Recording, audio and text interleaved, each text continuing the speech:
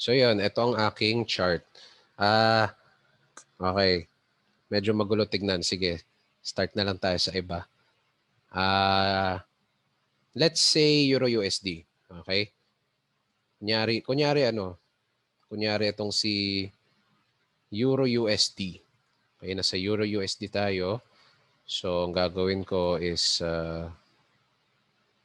yan. So, ganito lang yung itsura ng chart ko. Malinis. Ayoko maglagay ng kung ano-ano. So, yun. Mag-start ako W1, di ba? So, first, di ba? Kunyari mag-mate formula tayo.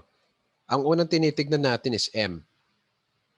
So, ang M dito, di ba, meron tayong downtrend nung una. Putik. Downtrend, broken. So, wala na to. Not valid. Ang next trend na nakikita natin is uptrend kasi yun. Bakit? Ilang touches ba yung trend line natin? Ayan, susundan naman. So, we have a trend line here, uptrend. Okay? Ngayon, dito, ang tatanungin natin sarili natin, sa weekly, meron na ba tayo nakitang possible supply and demand? Ako meron na ako nakikita eh. Mga 3 na yung nakikita ko. Okay? So, first of all, kung let's see, medyo maliit masyado yung candles, pwede natin zoom in. Okay? So, first criteria is kailangan maghanap tayo ng full-bodied candles. So, for me, etong 3 yung full-bodied talaga. Okay? So, ang next is, ano yung base? Ito yung base, di ba? Maliit na candle ba siya? For me, oo. So, therefore, second criteria is good. Yung base niya, 7 candles ba? Less than. Isa nga lang eh. So, pwede siya. And the next is, preceded ba siya by a full-bodied candle? Ito, yes. And lastly, isa ba siya sa mga sa supply and demand na format, yung 4? For me, oo. Ano siya? Drop, base, rally. Okay? So, pwede ako mag-drawing ng dito. Since ang price dito ay ang level na to ay below price, it is a demand. So, drawing ako dito. Yan. Okay? Yan. So ngayon, ang gagawin ko, gusto ko malaman kasi kung fresh level o hindi eh. So, yung gagawin ko dito, ito sige, tanggalin ko muna yung si trend line. Isa-stretch back ko siya. Meaning, ayun, the drag back ko. Yan. So, meron na ako nakikita parang ilang beses din siya na-touch. So, I can say that this is not so much of a fresh level. Okay? So, yun. So, pero keep na lang natin dito para hindi magulo. So, yun, D1. Baka may makita pa tayong ibang levels. Okay? Saan pa ang may candles? Okay, meron na akong nakita dito eh, no? Meron na akong nakita. Ito. Ito, sobrang laking impulse movement to. Okay? So, yun. Ang nangyari, saan yung base niya? Ito yung base niya. Itong bearish candle na to. Ngayon, pansin nyo, hindi ko i-consider to. Bakit? Kasi, yung base niya, ang laki. Hindi siya maliit na candle katulad ng mga ganito. So, I can't consider it demand level. Ayoko. So, scrap na yan. So, meron bang mas recent? Okay, sa D1, meron tayong makikitang mas recent. Isa pa. Ito. Yun. So, definitely, for me, titignan ko muna yung base niya. Base niya, late na candle. Pwede. Preceded by a full-bodied candle. Pwede. Ano yung format niya? Drop, base, rally. Pwede. Okay? So, magda-drawing ako dito.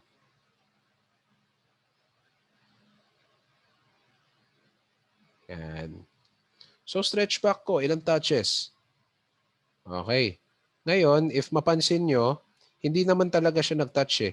Galing siya sa parang ganitong movement. And then, nag-touch siya. Okay? So, ito yung first touch. So, technically, masasabi natin isa pa lang yung touch niya. Okay? So fresh level pa siya for me, Euro USD. Okay? So yun, ito yung yung technique lang dito is hanapin nyo lang yung pinaka-obvious. Okay? Kung hindi siya obvious para sa'yo, wag mo na ilagay. Right? Yun yung caveat dito. So H4, tingnan natin, baka meron pa. Parang dami dito sa H4 ah. Okay.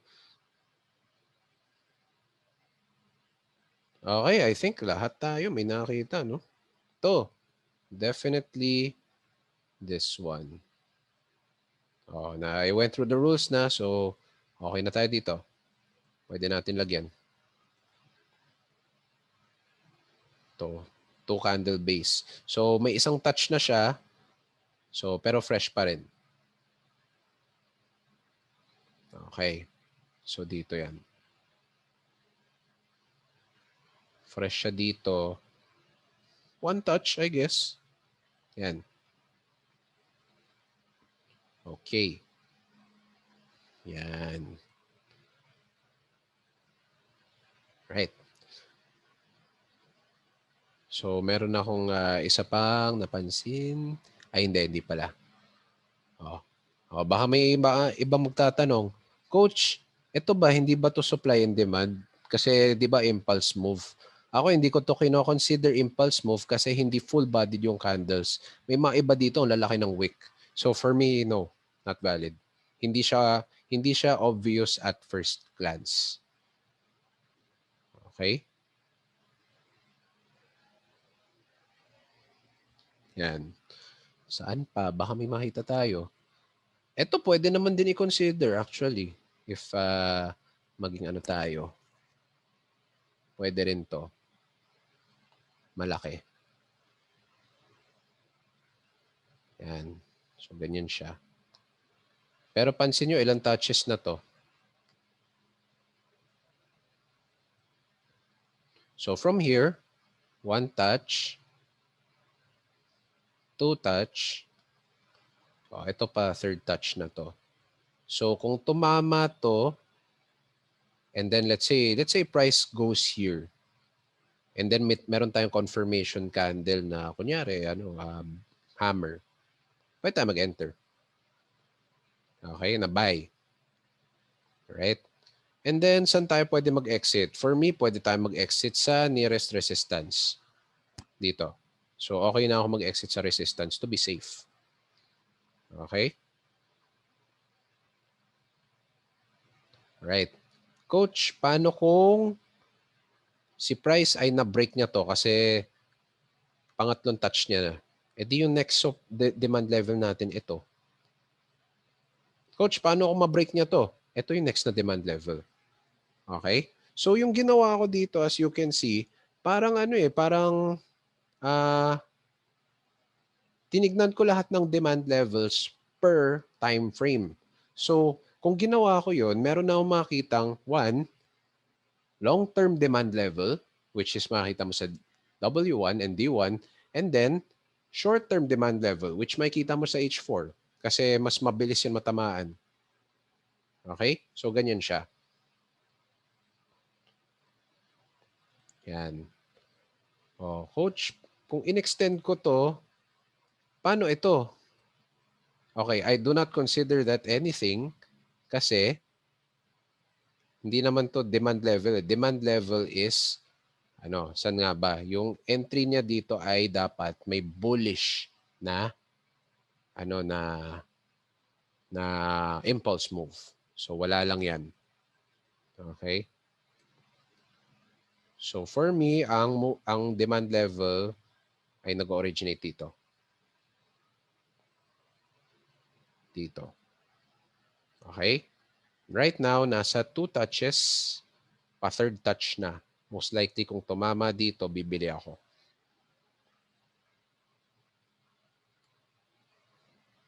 Okay? Yan.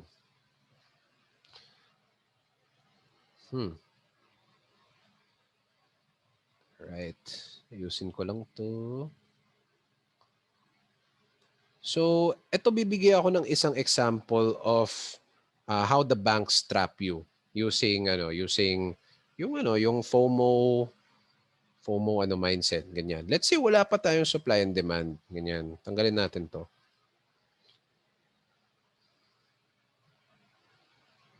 Say wala pa 'to. Tanggalin natin tong part na 'to. Tanggalin natin. We have double top. Okay? Ano meaning pag double top? 'Di ba ang meaning ng double top ay bearish? Okay?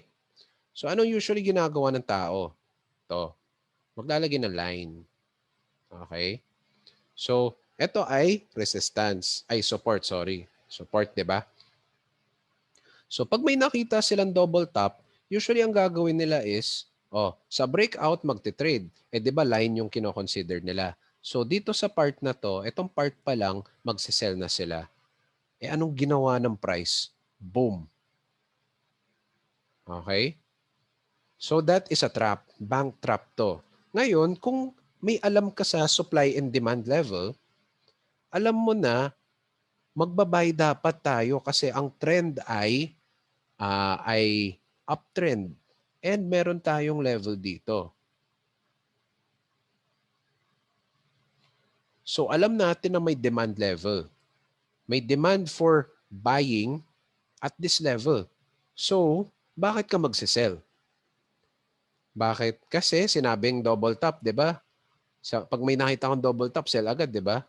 Pero that's how banks trap you. Yun nangyari dito, double top. Tapos, ayan, sasabihin ng mga retail traders, pag double top and na-break out from the neckline, I will sell. So, sell sila dito. Eh, hindi nila alam, itong area na to ay demand level kung saan pwedeng pumasok yung mga bangko. So, ako, bumili ako dito. I think, kailan ba to? Monday ata. Ayan. Nag-TP ako resistance. Pero anyway, yun. Bumili ako dito somewhere. And then after that, yun, umakyat. So, nakiride ako dito. Pero that is how banks trap you. So, sometimes, kailangan mag-introspect tayo. What would a beginner do?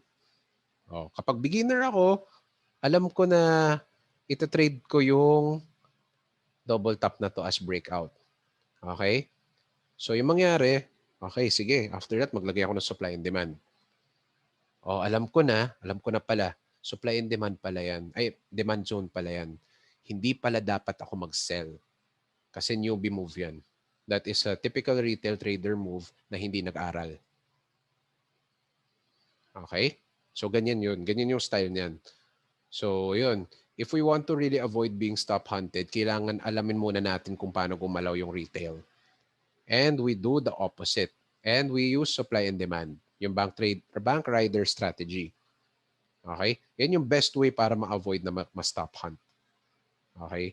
Kasi yung mga bangko, alam nila kung paano gumalaw yung mga retail. So dapat tayo rin, since dumaan din tayo dyan, alam natin kung anong ginagawa ng retail trader.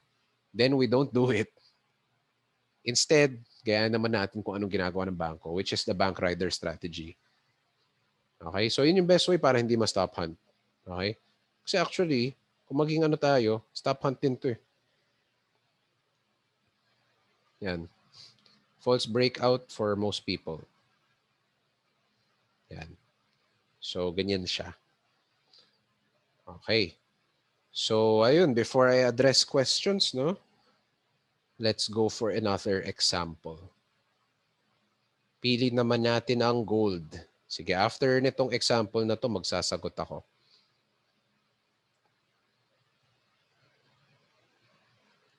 Okay, dito tayo sa chart na walang laman. W first. So, ano ang trend dito sa W? I would say it is an uptrend. Uptrend. Yan. So, yun. Yan, trend line. So, dito pa lang, meron ba tayo makikitang mga impulse moves? Ako, oo.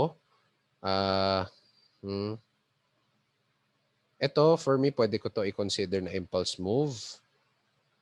Yung base niya, dalawang maliit na candle. Preceded by a full-bodied candle. And then, may pattern siya or format which is rally base rally. So yung base niya pwede kong gawin demand zone. Yan, pwede akong maglagay dito. Then, punta ako D1. Yan. So, ganyan yung tsura niya.